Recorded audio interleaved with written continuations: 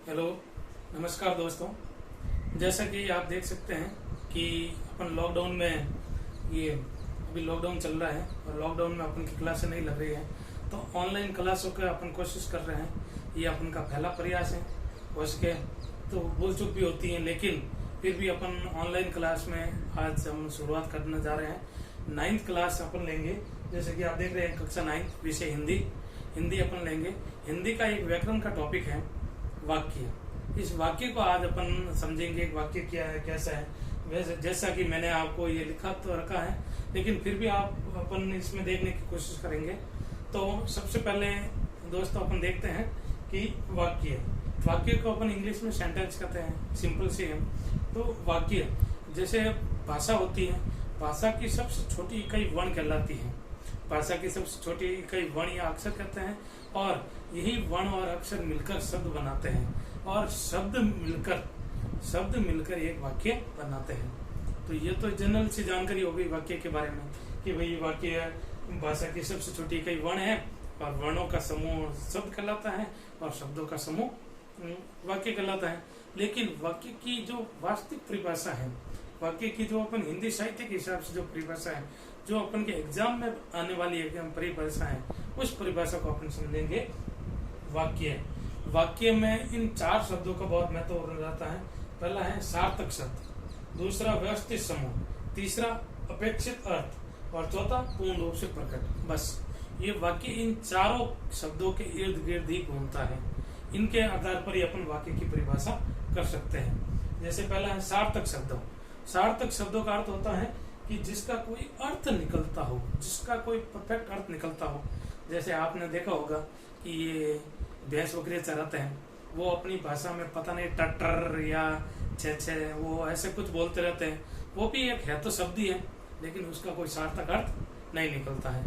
तो यहाँ पर अपन लेंगे सार्थक शब्दों को, ऐसे शब्द जिसका कोई अर्थ निकलता हो, सही अर्थ निकलता हो। जैसे राम लेते हैं तो राम का पता चल जाता है कि राम कौन है, कि भाई दशरथ नंदन, दशरथ के पुत्र हैं, राम है, अयोध्या के राजा राम है। तो इसका कोई एक अर्थ निकलता है पर्टिकुलर।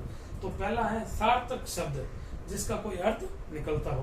दूसरा है व्यवस्थित समूह व्यवस्थित होना चाहिए। ये शब्द है, शब्दों का समूह व्यवस्थित होना चाहिए। ऐसे नहीं गुबड़ खाबड़ लिखे हो। जैसे राम खाना खाता है, तो ऐसे लिख दिया खाना रामन हैन, तो ये इसका कोई अर्थ नहीं निकलेगा। तो इसमें दूसरी विशेषता है व्यवस्थित समूह होना चाहिए। एक क्रमबद्ध तरीके से लिखा हुआ होना चाहिए। ठीक है। तीसरा है इसका कोई अपेक्षित अर्थ होना चाहिए। भाई उसका कोई अर्थ भी निकलना चाहिए, अपेक्षित अर्थ निकलना चाहिए। जिस अर्थ की अपन चाह कर रहे हैं, जिस अर्थ की अपन आशा कर रहे हैं कि ये अर्थ निकलेगा, इसका अर्थ ये होगा, तो ये होना चाहिए। चौथा है पूर्ण रूप से प्रकट, यानी इसमें पूर्ण रूप से अर्थ पूर्ण रूप से प्रकट हो जाना चाहिए। यानी पूरी तरह से किसी भी वाक्य में जो शब्दों का अर्थ होता है वो पूर्ण रूप से प्रकट हो जाना चाहिए। तो ये एक तरह से वाक्य कहलाता है। तो इसी को अपने कंबाइंड रूप में मिलाकर कहते हैं, कंबाइंड रूप में मिलाकर बनाते हैं। सार्थक शब्दों का व्यवस्थित समूह जिससे अपेक्षित अर्थ पूर्ण रूप से प्रकट हो। सार्थक शब्दों का व्यवस्थित समूह जिससे अपेक्षित अर्थ पूर्ण रूप से प्रकट हो, वाक्य कहलाता है। बिल्कुल सिंपल सी परिभाषा है, वाक्य कहलाता है। वाक्य में ये 4 चीजें हैं। सार्थक शब्दों का व्यवस्थित समूह जिसका कोई अपेक्षित अर्थ पूर्ण रूप से प्रकट हो, इसे अपन वाक्य कहते हैं। इंग्लिश में एक छोटा सा दिया हुआ है, a sentence is a group of word. A sentence is a group of word. A sentence is a group of word, यानी ये सेंटेंस शब्दों का एक समूह है। इसे अपन ने हिंदी में थोड़ा और विस्तार से कर दिया, शब्दों का एक व्यवस्थित समूह जिसका कोई एक सार्थक अर्थ निकलता है। ठीक है। ये तो हो गई वाक्य की परिभाषा, नॉर्मल सी है, और मुझे आशा है कि मेरे 9th क्लास के विद्यार्थी बहुत ही अच्छी तरीके से कर लेंगे इस परिभाषा को। परिभाषा को आपको समझना है और इसको अच्छी तरह से याद करना है। अब अपन लेते हैं वाक्य के अंग। दूसरा भाग आता है इसमें, सेकंड भाग, वाक्य के अंग। वाक्य के अंग कौन कौन से हो सकते हैं? एक है उद्देश्य और एक है विधेय। नंबर 1 आता है उद्देश्य और नंबर 2 विधेय। वाक्य के 2 अंग होते हैं, उद्देश्य और विधेय। उद्देश्य किसे कहते हैं? जिसके बारे में कुछ कहा जाता है। उद्देश्य में होता है जिसके बारे में कुछ कहा जाता है, अर्थात कर्ता के बारे में कुछ कहा जाता है, जिसके बारे में कुछ कहा जाता है। जैसे राम जैतारण जाता है, सिंपल सा सब वाक्य, राम जैतारण जाता है। अब इसमें किसके बारे में कहा गया है? श्योर है, राम के बारे में ही कहा गया है। राम, तो राम के बारे में कहा गया है, तो इसलिए ये यहाँ पर उद्देश्य कौन हुआ? उद्देश्य हो गया राम। राम जैतारण जाता है, तो उद्देश्य राम हो गया। अब विधेय, दूसरा अंग है विधेय। वाक्य में उद्देश्य के बारे में कहा जाए, देखो विधेय में सिंपल है, उद्देश्य में तो होता है कि वाक्य में जिसके बारे में कुछ कहा जाए वो उद्देश्य कहलाता है। और विधेय में उद्देश्य के बारे में कुछ कहा जाए। उद्देश्य के बारे में क्या कहता है?